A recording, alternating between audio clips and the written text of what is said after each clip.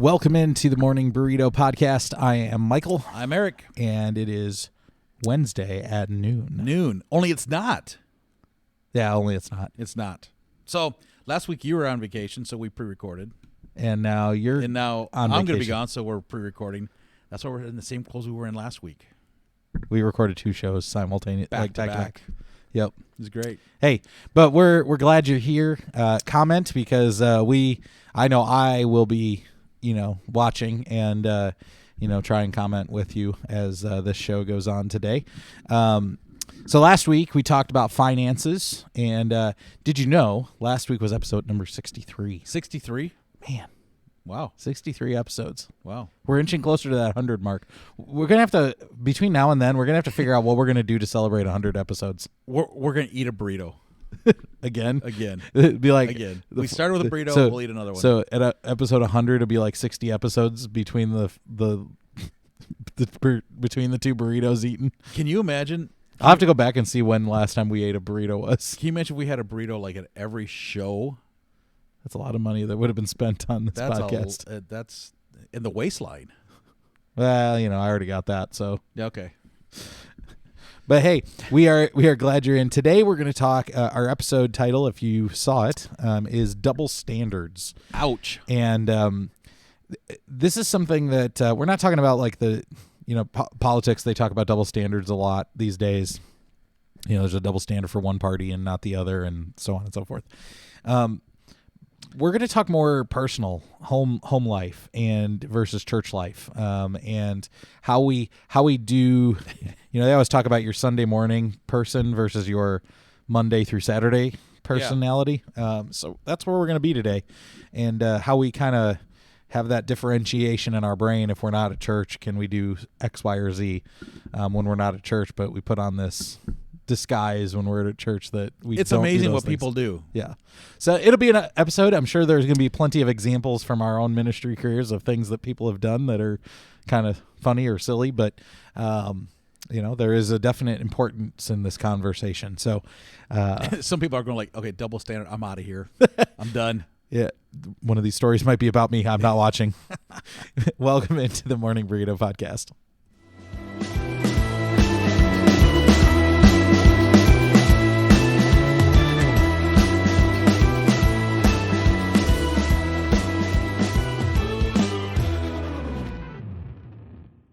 All right, we're back to the Morning Burrito Podcast, and we are talking about double standards. Yeah. So there's a lot of ways we could start this, but what's an example of a... You didn't grow up with siblings, so this is kind of hard. Like, I always felt like there were double standards with my siblings. I know. Like, I didn't have any. So my sister and I talk about this all the time, and I know my brother watches this podcast, so this is probably going to make him turn it off, but I don't care. I'm going to say it anyway. That there was a definite difference between the way my sister was raised, the way I was raised, and the way my brother was raised. There was just, of course, we thought, my sister and I, Jessica, we thought, she and I were just treated so unfairly compared to Garrett that he was,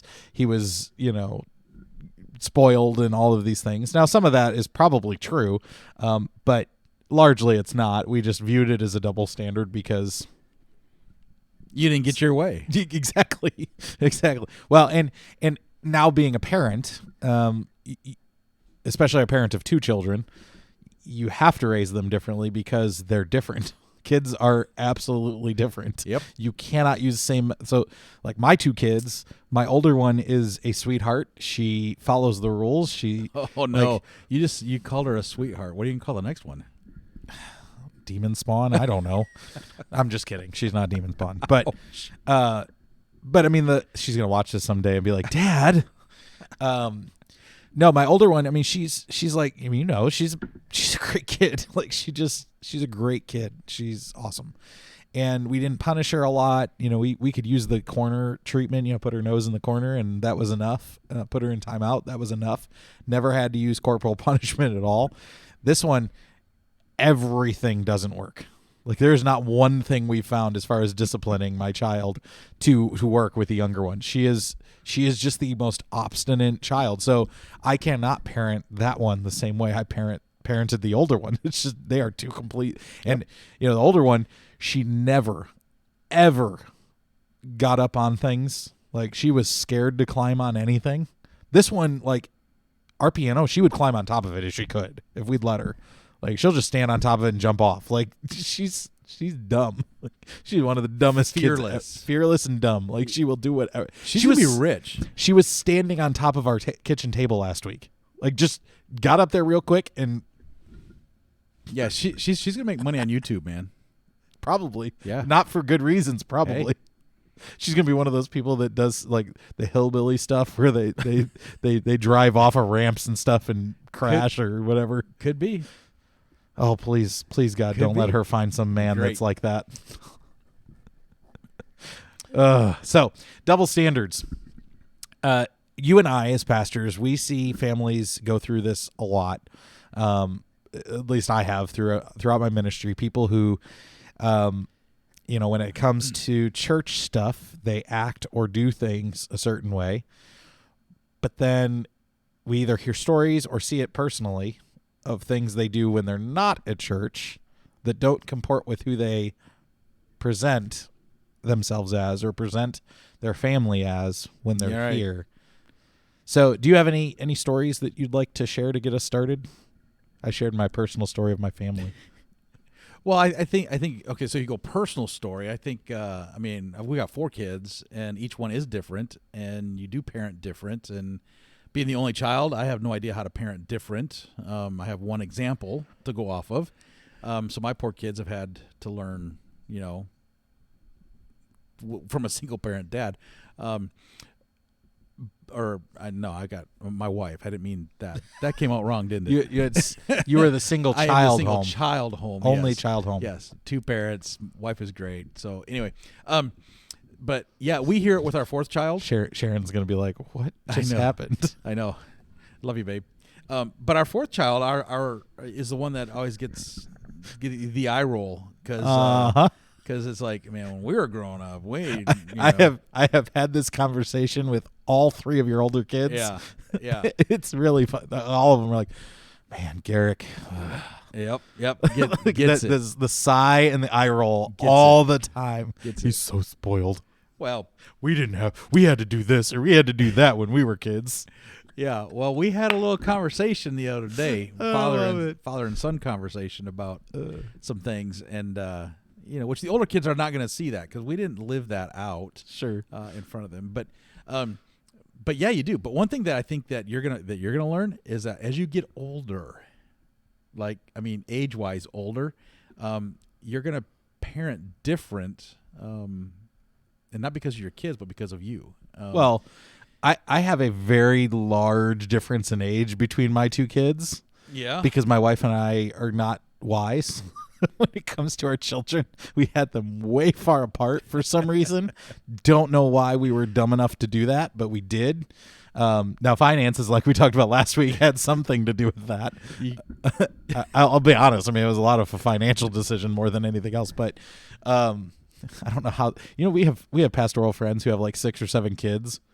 I don't know how they do that on a pastor's salary. I don't get it. Like I have one in particular. They have 5 kids, and the wife doesn't work. It's just the husband who's a pastor. I'm like, it's that blessing we talked about last week. Yeah, I guess. Like, I don't know how you do that. Like, anyway. So the double standard thing though is huge. So it's I guess. One thing that just a fun story would be when it comes down to bikinis. Oh yeah. The bikini issue is always a big thing, especially in church ministry, youth ministry particularly. Yeah, you want to be modest, right? And okay, let's just be real. There's more 2 or more 1-piece swim suits anymore that are more immodest than a 2-piece. So that kind of went out with, I think, I don't know what year that might have gone out, but well, these days we've talked about it with our girls in the youth group, like, because it doesn't really matter what kind of swimsuit they buy now; they're all immodest. That's they're what I mean, all awful. You have to go to like Walmart to probably get a not immodest one. one meant for grandmas or something. We always had the extra large T-shirt to wear. That's so. I mean that's what we've had to resort to, and the hard part is if you make girls wear it, do you then have to make the boys wear T-shirts? And it's such a difficult line to walk. We just get them extra large shorts to put up. So you talk about the bikini thing. Yeah, because here we are. We're at we're doing this church function, and as a youth pastor, you want to be modest, and mamas will come at you, and they're like, hey, this, and got to make sure that, and it's like, okay, so you put in the little description of what you send out, no two-piece, and blah blah blah, and so you try really hard at that to okay. I mean, there's a lot of good for that. I mean, I'm not saying anything wrong with being modest. That's great. But we're talking double standards. We're not talking modesty. Right. So looking at family pictures of this from this mom that was really just always real conservative, just conservative. I mean, like conservative. And we're looking at the family pictures, and here's her herself and her daughter in a public place along the river, as skinny as a bikini as you could get, and they're just floating along down the river, and I'm like, you gave me so much junk about being modest. I don't know what to do with that. So a couple, I don't know, days or weeks went by, and so I called her out on it. I was like, so help me understand this. Well, we just, for our church boys, we want to be really, conservative on that. It's like, these are the same boys that are in the picture with you that they were on the youth trip. And what's the difference? Well, so it's and she says, well, just when we do church things, we want to make sure that that makes absolutely no sense. So no sense. I had an old timer at a previous church, not at our current church, but at a previous church who he would tell me all the time, because I've been in worship ministry for much of my career.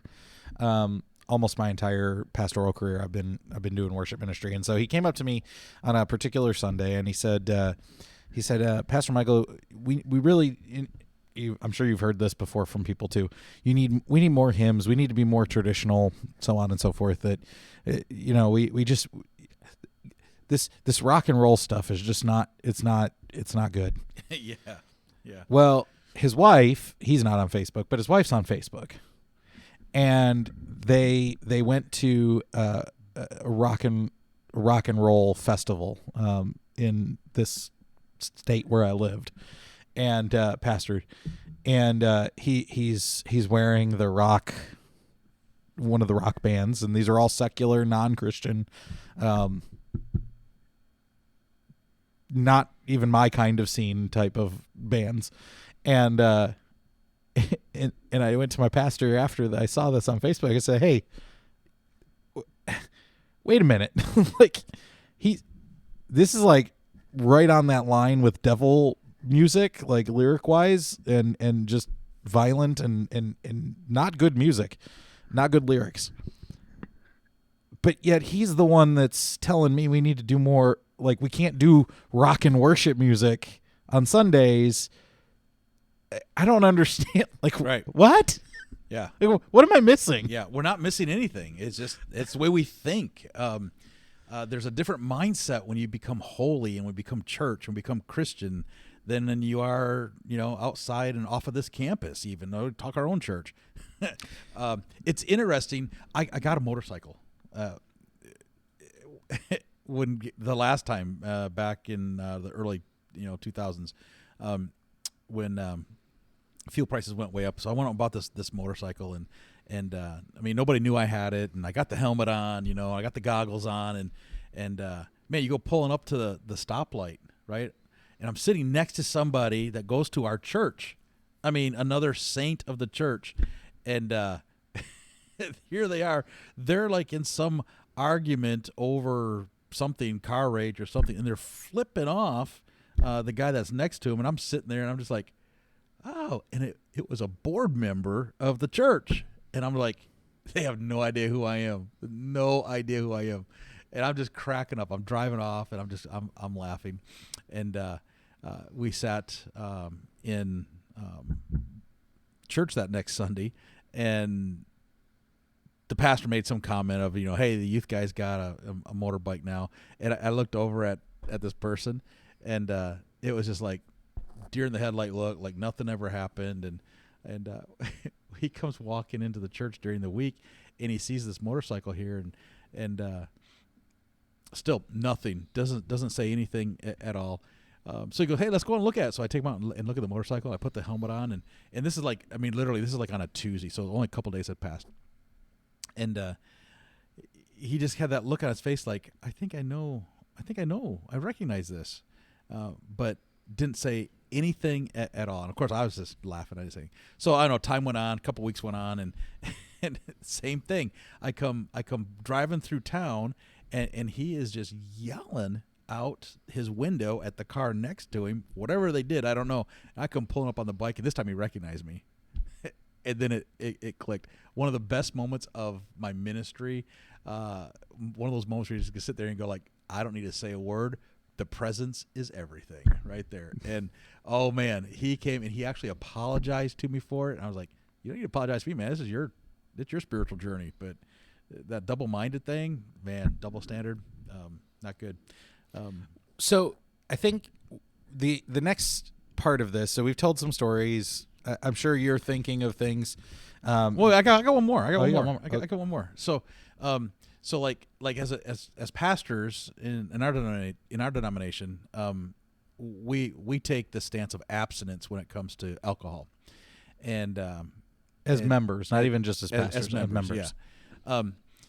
But my youth sponsor, she was talking and teaching. I gave her a couple weeks to teach, and she used the illustration of well, what would you think if PE went out and you saw him buying a case of beer, how would that make you feel? And the students were like, they came unglued. They're like, no, that's not right. That's wrong.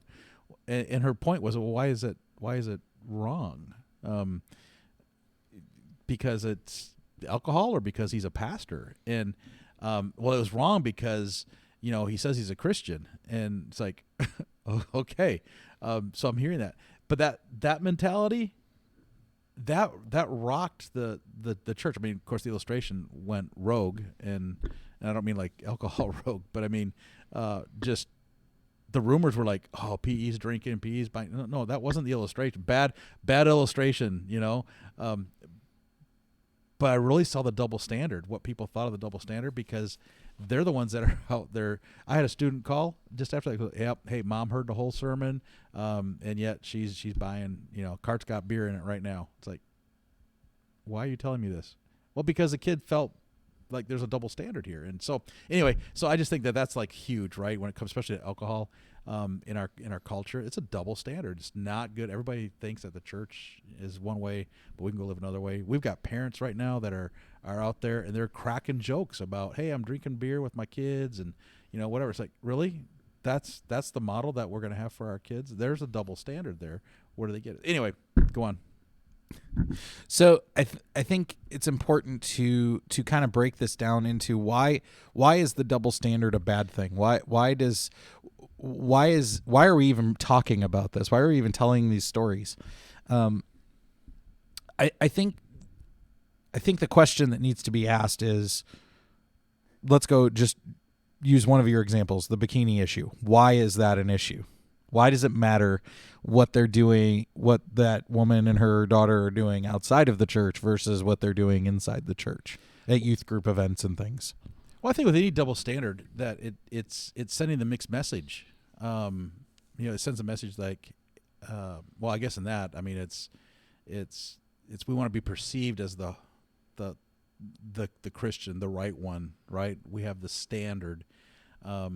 And we can control ourselves when we're not in church and we're not in the realm of other Christians. We can control that environment, and we know what we're doing.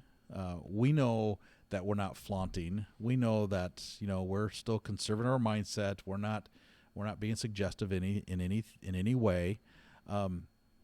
And we miss the whole thing of it's still the eye candy that you say you don't want to be. And I mean, so that part is, I think, I don't know why we're blind to that, but we are. I think also we go to the idea of being the double-minded, going, I can do that on Sunday, but the rest of the week it doesn't really matter because we don't take what the word says literal. You being a Christian doesn't stop when you leave church on Sunday morning. It doesn't, but I don't think it's. I think it's the other way around. Your lifestyle doesn't stop when you enter the church on Sunday. The lifestyle is still there. Because it's the Christ that's missing. Well, right? there's a band called Casting Crowns, and they did a song a long time ago called Stained Glass Masquerade. Still one of my favorite Christian songs of all time, and the reason is because it's such a true song, because it talks about how Christians walk into church with a mask on. That this day it's not nearly as funny as it used to be, but or at least not nearly the same imagery that's anymore. Funny. Yeah, that's funny. But this idea that we walk in with masks on, we try to put on this facade of being something that we're not. And look, if you're struggling in something, don't hide that. That we have a friend of ours that he wears his heart on his sleeve, and he shares with us and lets us know what's going on in his life. That's huge. That's how the church is supposed to operate, so we can carry each other's burdens, that we can be there for each other. If you come in, I've talked to the students about this a lot. We come into church saying, "Oh, I'm okay. I'm good." When inside you're like broken and breaking apart. So you're right. I think we do live 6 days one way, and then we walk into church and try and be something we're not. And then as soon as we leave church, we go back to what we were doing before, that we just take a pause. When in reality, we need to reverse that we need to be living all 7 days like we do on Sunday, that our life needs to model Christ and his holiness and his way of being, like he's taught us to be. Right. In Scripture, if you read through some of the Proverbs, it talks about weight. And how weight is, it's got to be equal weight. There's no unequal weight. You got to be right. You can't be a double-minded that way. And then James 1, I want to read it to you. James 1, it's a short verse. It's a very short verse.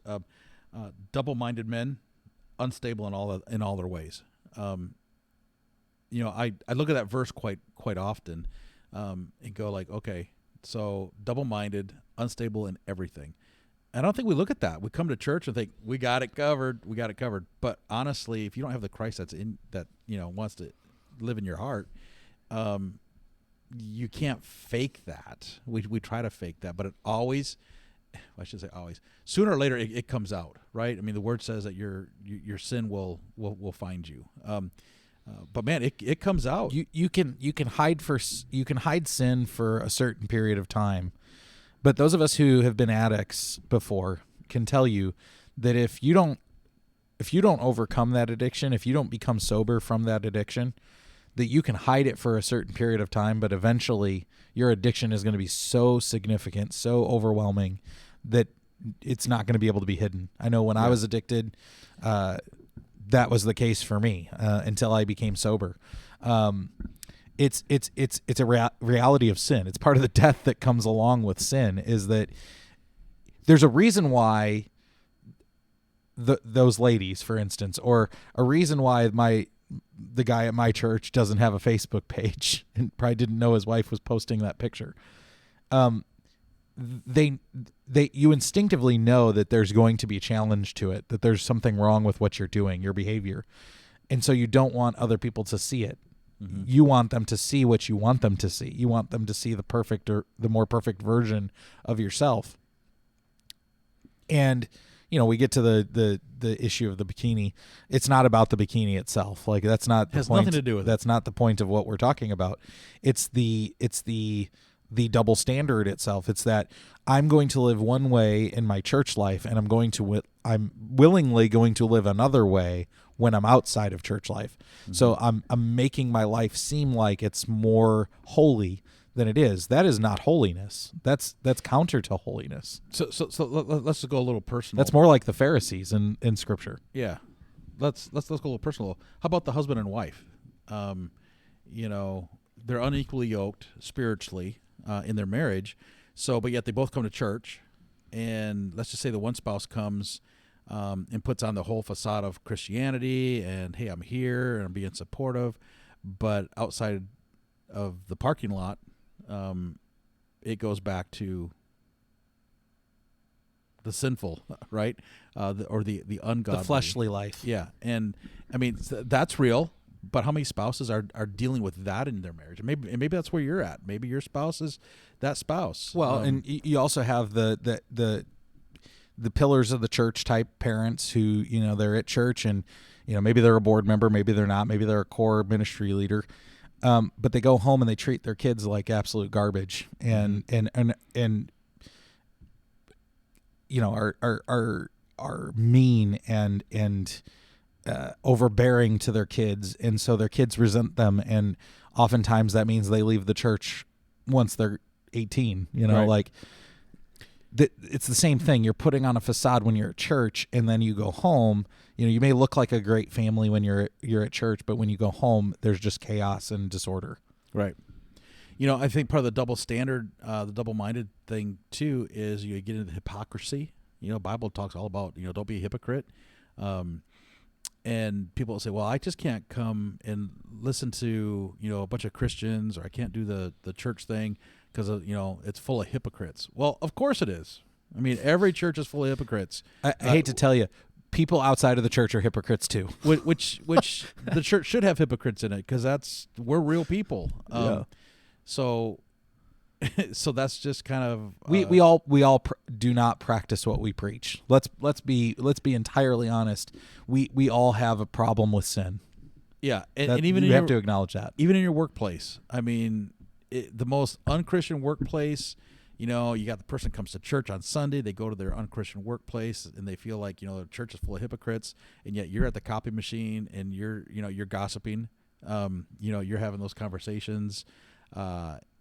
Really? I mean, you just worshipped, the Lord that you say you love, and yet you're bashing somebody at the copy machine, or pick whatever. But, saying dirty jokes. I mean, there's all kinds of things, but again, it's not about the individual type of sin, because there are lots of ways to sin.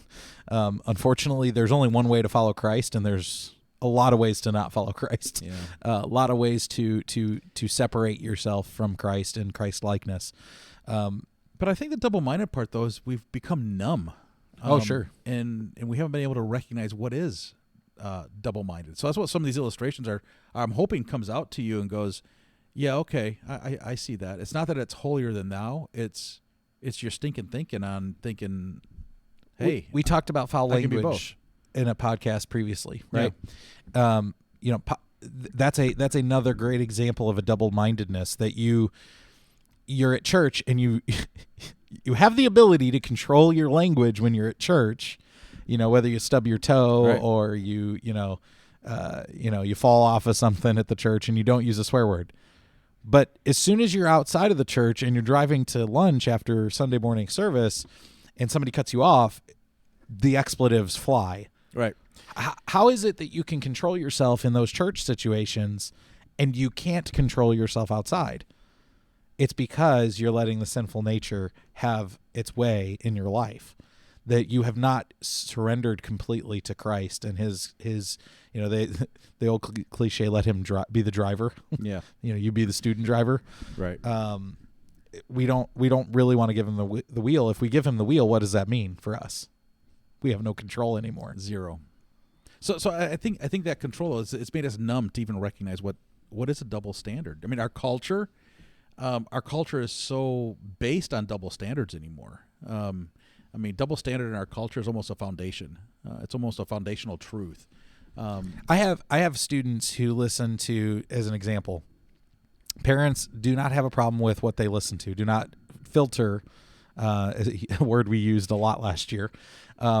They don't filter what their kids are listening to music-wise. Right.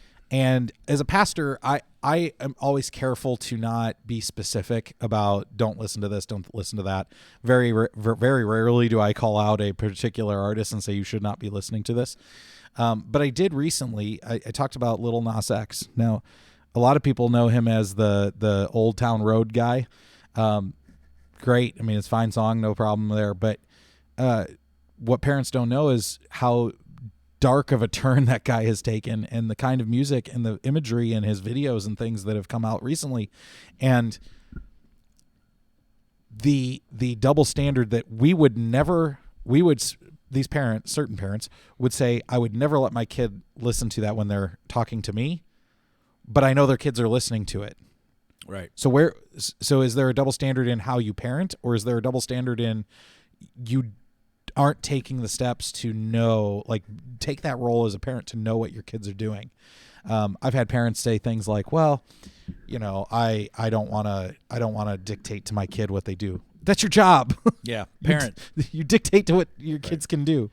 I was telling you the other day, my parents, when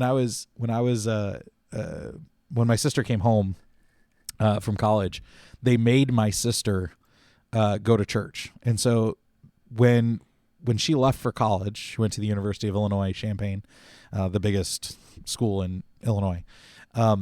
She left, and we weren't church people. Like, we didn't go to church. That wasn't our thing. But then she comes back home, and we're faithful church goers. I was still kind of figuring out the church thing at that point, but I was going, and I was going to youth group and things when she came back. My sister was like as far left politically as you could be from our family. She was also an atheist when she came home. So she was coming to something that was completely different than what she left from. And my parents said, you have to go to church. Like, there's no two ways about this. You're going to church. Right. And my uncle, not my uncle, one of my dad's friends couldn't understand why my parents would make her go to church. Like, why would you do that? Like, if she's an adult, let her decide what she wants to do. My parents are like, no, she's going to go to church. My sister got ordained last Thursday in the Nazarene Church. My sister has an awesome conversion story of how Jesus entered in because my parents forced her to go to church. So I say all that, number one, because there wasn't a double standard in my home. Like, my parents said, The standard changed. But this is the standard. You are going to go to church whether you like it or not, even as an adult. My sister at that point was like 19, 20 years old. So, I mean, she was an adult. And they said, you're going to church. That's the end of the story. And now she's an ordained elder, pastor, a reverend in the Church of the Nazarene. How cool is that? Like, that's a God thing. That is definitely a God thing.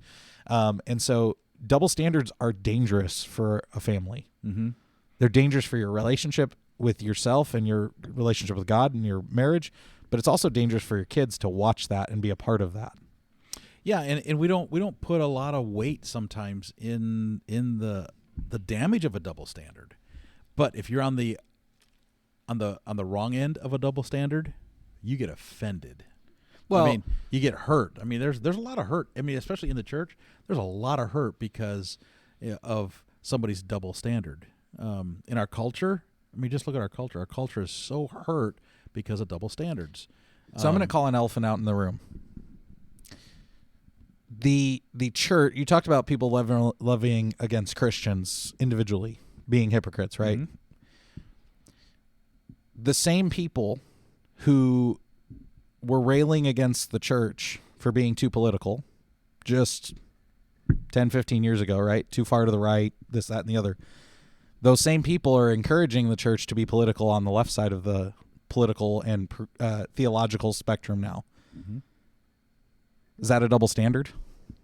Yeah, I mean, it could be. I mean, it could also be standards changed. I mean, I think you look at it any way you want to. I mean, that's how you going to answer that? I just find it interesting. Like, we like double standards when they benefit us. Right. We don't like double standards when somebody else does it. Right, and when it affects us, and that's what I was saying. It's like it hurts. And that hurts your testimony. That hurts your walk with the Lord. It's not even really, hypocrisy is not even a word that I hear float around a lot. The double standard, right? I don't know if there's a difference between double standard and hypocrisy, but that's probably another topic if we do definitions of words. That we should do that. What is hypocrisy? So like my mother-in-law, she was here over Easter, and we were looking up, I don't know, some word definition because we all thought it meant something different, and she looks it up on the she grabs her phone and she looks up whatever the word was, and she got really embarrassed and just laughed and just like, oh, that's not good. Well, she's looking it up in the Urban Dictionary. Oh, oops. Well, I had She's like, what's an Urban Dictionary? I was like, you don't want her. That's not where you want to go. it's actually, you mentioned that makes me think this last, I guess it was 2 weeks ago now, I went to a tennis match, which, by the way, the middle school tennis matches go like that. I mean, they are over before they start. Fast. Me and your second older son, we tried to get over there. We didn't make it on time. We were He only said- like he said 10, you missed it. we were like 12 minutes late and the match was already over. Like, oh yeah. That's awesome. Poor kid didn't even have his pastor and his life group leader there to see him. But one of the kids was trying to tell me that, tennis, the weirdest. Okay, if you're a tennis player, I don't mean any offense by saying this. It is the weirdest, stupidest scoring system of any sport ever. Love. It is stupid. It is stupid. Bowling would be a close second. Bowling would be a close second, but at least that counts with like pins and stuff. I get that. Love, 15, 30. You would think 45, but it's actually 40. And then when you have two people tied at 40, it's deuce. Mm-hmm. And then add in, add out. There's not any points after that. So there's actually not a winning point. Right? There's no winning point. Right. You just win. When you get At the past yeah, so if First one. So if you, let's say it's 40-15 and you score, you just win. Yep. There's no point. That's it. They don't say there's a final point that you Don't have to win by 2 even. No. So I was arguing with a student that swore to me, and this is one of the tennis players, right? They were swearing to me that it was 15, 30, 45. I said, no, it's 40. That's why it's a stupid scoring system. It makes no sense. No, it's 45 because that makes more sense. I'm like, no, I understand. It makes sense. And so I pulled up Google, and he looks at it. He goes, no, that's not right. This is different in middle school. I'm like, no, Try I to don't make believe work. it. Try to make it I work. don't believe you. And then Casey Arstein comes over. He's like, it's 40. That's funny. Good job, coach. So I did look it up. Hypocrisy, the practice of claiming to have moral standards. This is a new Oxford American Dictionary definition. The practice of claiming to have moral standards or beliefs to which one's own behavior does not conform. Also called pretense. Yeah. So There living, you go. saying that you abide by something that you don't actually abide by in your real life. Mm-hmm. It's the pastors who preach about adultery and then are, Right. Can't keep cheating their- on their can't wife keep their or zippers up. husband. That would be an example of hypocrisy. Yeah. And the I double- don't. So I when people charge Christians with being hypocrites, I don't think it's hypocritical to say I'm a sinner and I make mistakes and I do things that are wrong and acknowledge that you're in the wrong in things. Yeah. I don't think that's the same as saying don't do these things, but I'm going to do them because I don't right, care. Right. So there is That's- there's a difference between hypocrisy and double-minded, right? Double standard. Sure. So because the double standard, you're putting it off on somebody else. It's like here's the expectation for you, but not for me, kind of thing. So I don't know. I guess today I would like to just say, hey, if you're at all looking at life and you're going, yeah, this topic of being double-minded really is like not for me. Maybe it is for you. I would challenge you to look at your heart and look at your lifestyle, look at your language, and I don't mean the words you say, but what are you really communicating? Because it's a spiritual issue. I mean, double-mindedness is a spiritual issue, and Jesus says, "Do not be double-minded." And do not talk with the forked tongue. I mean, the whole thing in Scripture is all about Jesus first for you, Jesus first for your neighbor. Love God, love your neighbor. You got to get that right, and you can't do that when you have a double standard, a double mindset. And some of these illustrations we talked about really do affect your witness. It's confusing, and I go back to the bikini thing. It's very confusing for. Let's pick the boys that were involved in this because they're part of my youth group. They're at the pool party, at youth group, and then they're on the family vacations, together. Same people, two different places, two different standards. Very, very confusing and very unfair for any parent to come to any youth pastor and demand that you be conservative, and be mad when you're not conservative. So be careful on that, right? Certainly, and I would even go further than that. I would say, on the bikini issue, for instance, I'm not bitter about it. No. It was a funny illustration. It's as a youth pastor, it's always frustrating for us because as we look, we're asking the question, what are you instilling in your child? And it's not just protecting yourself. We need to protect others. And in this case, when you say that it's a standard that is important to you at youth events, why doesn't that standard hold true when you're not at a youth event? Like, if you want to protect the boys' eyes at a youth event, well, what about the teenage boys that are not part of your, group, so to speak, but are just on the beach? How are you protecting their eyes by allowing your child to then wear a bikini, or yourself wear a bikini, or whatever? As a dad, my kid will never do that, so long as I'm responsible for her.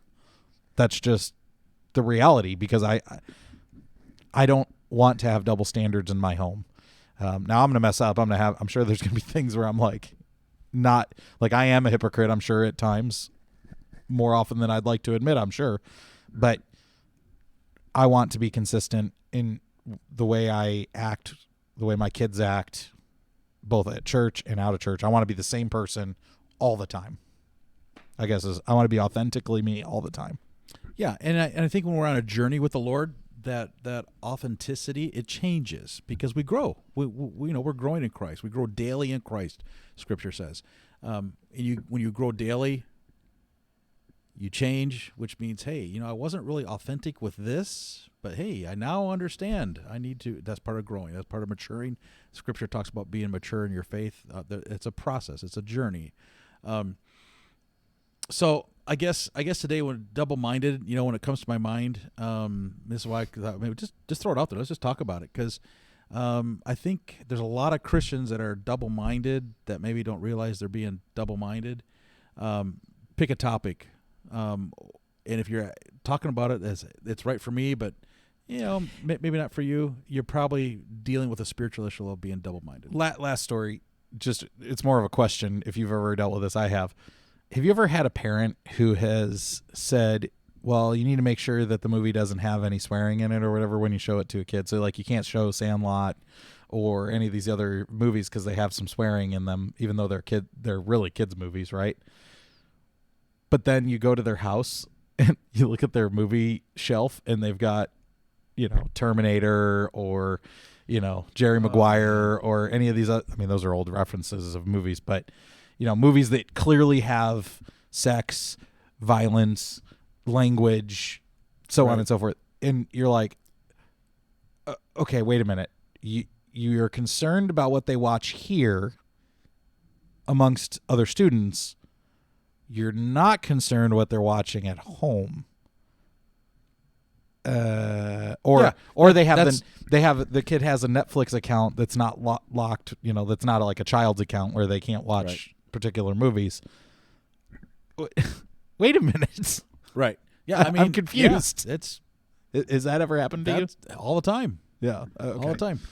Glad I'm not alone in that. No, you're not alone in that. And I laughed at you the other week. You gave me a movie suggestion to watch, and you remember what my response was? Does it have any strip club in it at the beginning? Yeah, exactly. Because I don't know how many times. Clarity. I don't recommend movies to him that have strip clubs in them. I'm putting that out there right at the front. I recommended a Christian film. Yes, and it was very funny. But how many times my family has had a recommendation from somebody in the church to watch this movie is the best movie ever, and literally the first 20 seconds is in a strip club. We sat there a few times as family going like, seriously? Because who gives it to you, right? And it's like, really? Oh, but we just fast forward through that and fast forward through that and fast forward through that. It's like, you're missing the whole movie, right? So anyway, that's a whole different conversation. But double standards, do not be double-minded. The Bible says, do not have the double standard. Be equally yoked, be equally weighted, and have those relationships and the integrity with your kids, because this is not a kid. This whole topic is not a kid topic. It's part of a kid topic, but it's part of It's about adults. Adults, and I mean senior adults, especially senior adults. They're full of double standards there, which we didn't have time to get into all that. We got a minute and 19 seconds left, but I mean, so just pick an age group. There's double standards that are alive and well, and the devil's having a heyday with it. So have fun. I would challenge you to sit around with your husbands and your wives and your kids and talk about some of the stories that come up of being double-minded, having double standards, and but do it in a way you can laugh at it, right? Laugh at yourself at it, and then make the corrections. And I mean, you got to do that. So Yeah. I try to sit and talk about it, because it could be really enlightening on your spiritual journey on things that you don't really see. So Yeah, and I think it'll be helpful for your kids to see. If you don't have kids, it's helpful for your family, your friends, your coworkers to see that. And look, we're supposed to live holy lives. As a Christian, if you're listening and you're a Christian today, that is the call from Christ to us, is to be holy as Christ is holy. And so, yes, it's a high charge. It's a high-weighted thing that Christ is asking of us, but we are supposed to live consistently holy lives, not holy one day, but the rest of the week not. Like, that's not how our lives are supposed to work. And yes, it's hard. Yes, it means there's discipline. Like we talked about last week with finances, it's hard work. It requires effort. It's not something that comes naturally to us because we're naturally sinful. But as Jesus said to the Pharisees, he talks about the Pharisee and the tax collector. The tax collector recognizes that they're a sinner, and that's why that they come out clean in the end. The Pharisee, who thinks they're clean, is actually dirty on the inside because they're not. They're living a double life, a double standard life. They're telling other people how to live, but they're not living that way themselves. And not every Pharisee knows that. Sure. They think that what they're doing is right, but the way they're living is actually unholy. Right. Until they talk about it. Yeah, and again, those are church people. Those are the church people. So, hey, we love you, and we will see you next week on the Morning Burrito Podcast. Yeah. Oh, hey, by the way, just an update coming soon. We are going to have a change in the podcast that we're going to have to announce here soon. So just stay tuned, because there is going to be a change for a while in the podcast coming up starting in the summertime. So we will announce that soon. So, I don't even know what that is. So yes, you do. I do? Yeah, you do. Oh, I forgot. Okay. You didn't forget. There is a change that's coming. So It'll be a fun Okay. a fun season. It's gonna be so fun. I don't even remember. All right, we'll talk to you soon Have a on the good Morning Burrito Podcast. What's the change?